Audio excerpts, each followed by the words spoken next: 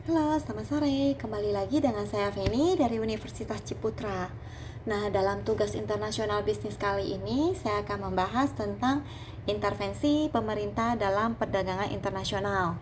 Namun, sebelum itu, saya mau memberikan penjelasan sedikit mengenai tentang apa sih perdagangan internasional tersebut. Nah, perdagangan internasional itu merupakan suatu kegiatan yang terkait dengan transaksi barang atau jasa yang terjadi antar negara dengan tujuan untuk memperoleh keuntungan. Nah, simpelnya adalah antara satu negara dengan negara lain saling melakukan transaksi jual beli sehingga bisa menguntungkan kedua belah pihak atau kedua belah negara tersebut. Nah, tujuan perdagangan internasional itu apa? Yaitu untuk memperoleh keuntungan. Nah, memperoleh keuntungannya itu lebih detailnya seperti untuk memenuhi kebutuhan suatu negara. Jadi misalkan ada satu negara yang tidak dapat memproduksi produk tertentu, maka dia akan melakukan transaksi jual beli dengan negara lain yang dapat memenuhi kebutuhan negaranya itu sendiri. Nah, kemudian dengan adanya ekspor, maka dapat memperluas wilayah pasar perdagangannya. Dengan begitu, maka akan meningkatkan devisa negara. Kemudian bisa memajukan pertumbuhan sektor ekonomi negara serta meningkatkan kesejahteraan suatu negara. Dengan begitu, maka pendapatan per kapita masyarakatnya menjadi lebih baik atau lebih tinggi. Nah, intervensi pemerintah yang saya mau bahas yaitu intervensi pemerintahnya. Apa sih alasan dari intervensi pemerintah? Ada 3, yaitu dari pertama ada faktor budaya untuk melindungi identitas nasional atau budaya negara itu sendiri. Ada wilayah-wilayah atau negara-negara tertentu yang takut untuk melakukan jual beli dengan satu negara tertentu atau kita sebutnya A. Nah, maka karena kenapa? Karena mereka takut budaya negara mereka itu tercampur dengan budaya negara tersebut sehingga tata nilai dan norma dari negara asalnya itu bisa terpengaruh. Kemudian, faktor politik untuk melindungi lapangan pekerjaan, untuk menanggapi praktek dagang yang tidak adil dan untuk menjaga keamanan nasional. Yang ketiga yaitu untuk melindungi industri kecil dan menengah. Dengan adanya begitu, maka kita dapat melindungi industri-industri lokal kita. Gitu. Nah, dari beberapa penjelasan di awal, kali ini saya mau membahas salah satu contoh produk yang pemerintah melakukan intervensi, yaitu CPO dan turunannya. Nah, kita semua tahu bahwa CPO itu sangat dibutuhkan oleh dalam proses pembuatan minyak goreng, biodiesel, kemudian seperti deterjen dan lain-lain. Nah, Indonesia ini sendiri merupakan satu negara yang sangat banyak memproduksi CPO dan turunannya, dan dari hasil CPO dan turunannya itu diekspor ke luar negeri.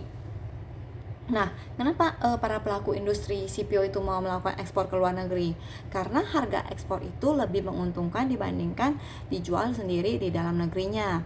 Nah, pada awal kita coba flashback, intervensi pemerintah itu ada apa aja sih? Yang pertama, pada tahun 2002 pada awal Januari tersebut, pemerintah sempat menerapkan harga minyak goreng curah dengan harga eceran tertinggi atau HET-nya di angka 14.000. Nah, dengan begitu pemerintah berharap pasokan minyak goreng ini sendiri di dalam negeri bisa terpenuhi dulu.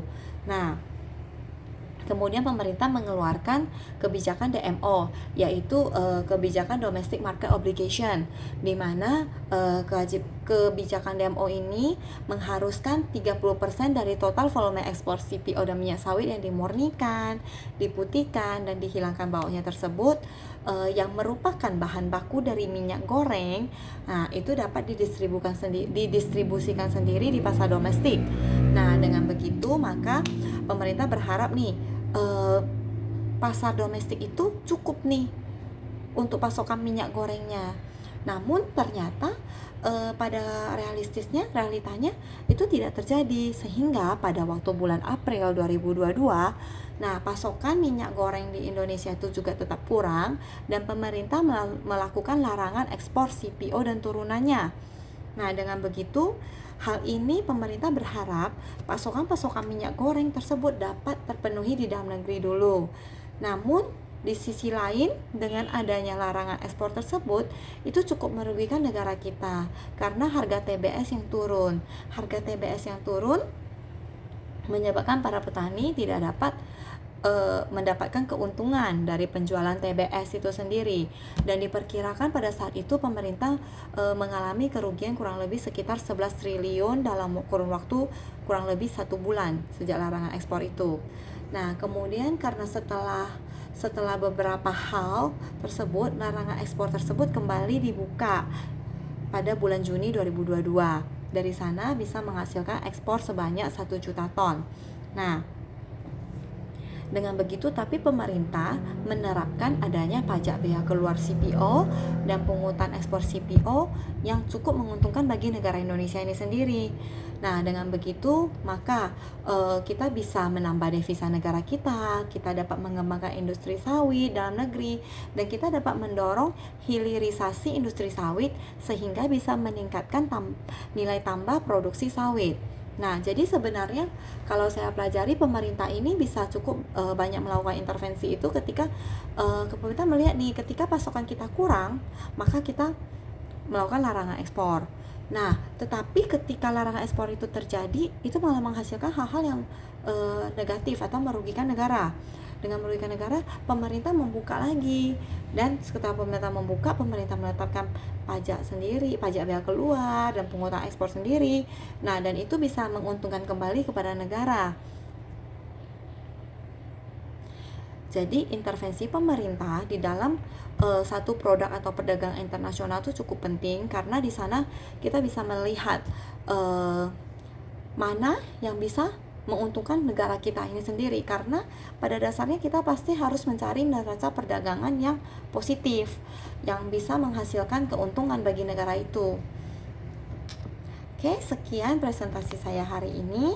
Terima kasih.